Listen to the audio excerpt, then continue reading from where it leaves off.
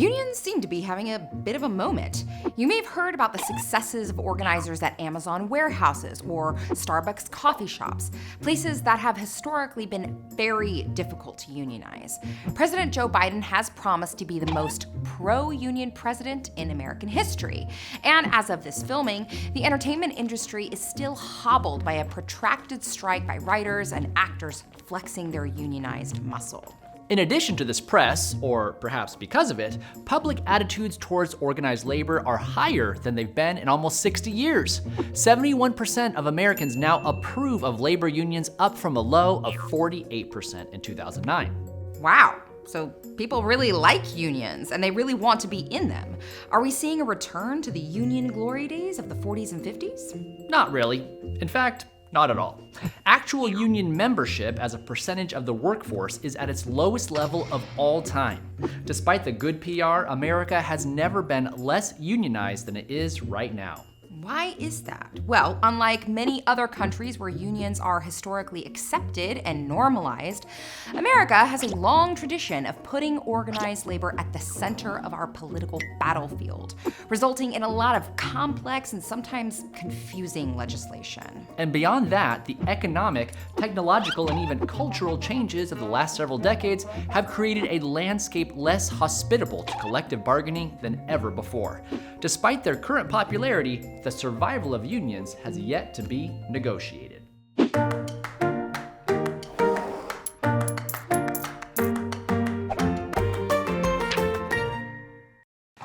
Unions date all the way back to the 18th century, when the Industrial Revolution crammed large numbers of workers into factories, inadvertently giving them the opportunity to share their frustrations and interests.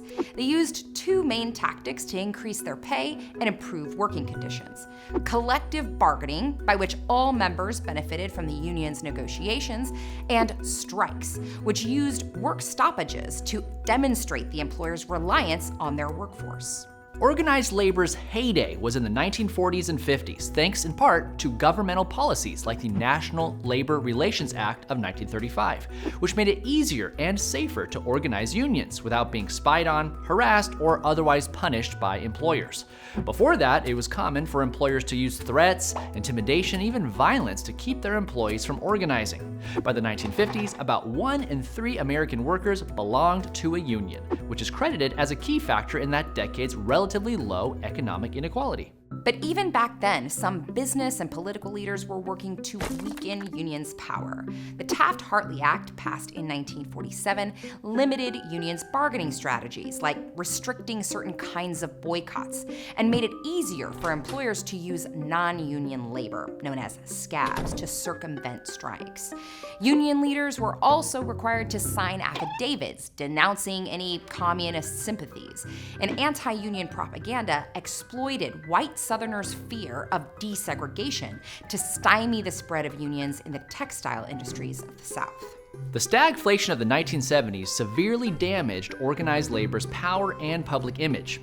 Business leaders managed to convince politicians, and even their employees, that unions were standing in the way of economic recovery. Then, in 1981, when Ronald Reagan, who had once been a union leader himself, summarily fired over 11,000 striking air traffic control workers, it was seen as a potentially fatal blow to the labor movement.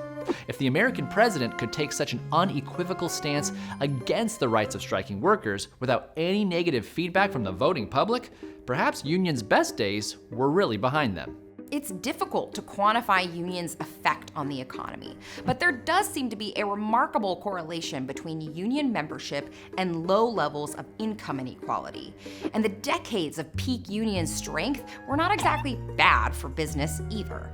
Perhaps that's why in recent years, as inequality has reached historic levels and a small number of corporations dominate so much of our daily lives, there's been a renewed interest in unions as a potential counterbalance. But the American economy and the world are very different than they were 60 years ago. For one thing, globalization has taken one of organized labor's primary tactics off the table. If a factory owner doesn't want to give in to his striking workers' demands, he can just move the factory overseas to a country where unions aren't a problem. America has lost a ton of manufacturing jobs as a result, and the ones that are left are less secure. American labor law is also much less hospitable to unions than in other industrialized nations. Right-to-work laws passed in 28 states allow employees to opt out of paying union dues, even if they benefit from the higher pay the union negotiated for them, which has crippled many unions' ability to operate.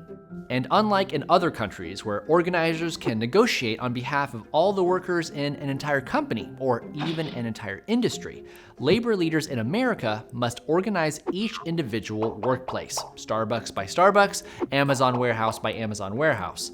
Each one of these campaigns is expensive and time-consuming for already underpaid employees, and they face armies of high-priced lawyers and consultants hired by the company to stop them at all costs. There's another cultural trend working against labor organizing: loneliness.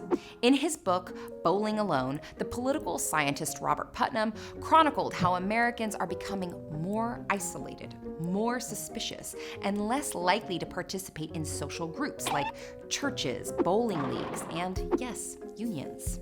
Forming a union is a daunting and scary challenge, which requires strong bonds of trust and solidarity, what social scientists refer to as social capital.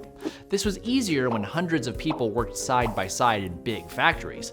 But today, even if our employer is a giant corporation, we're more likely to work in a small, atomized environment, or even from home.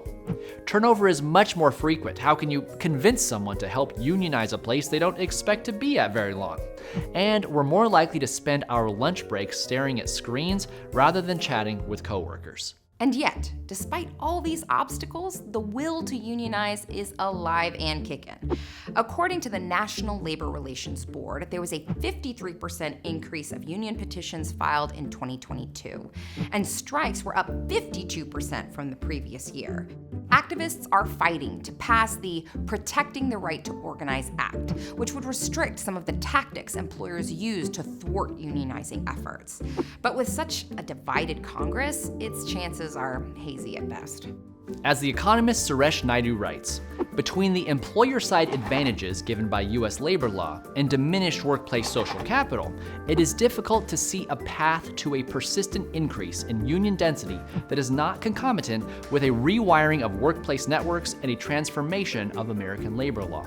Seems tough, but the silver lining is that any such transformation would start with a rise in public support. Which is exactly what we're seeing now. And that's our 2 cents. Thanks to our patrons for keeping 2 cents financially healthy. Click the link in the description to become a 2 cents patron. For more on leveraging your worker power, check out our episode, How to Ask for a Raise.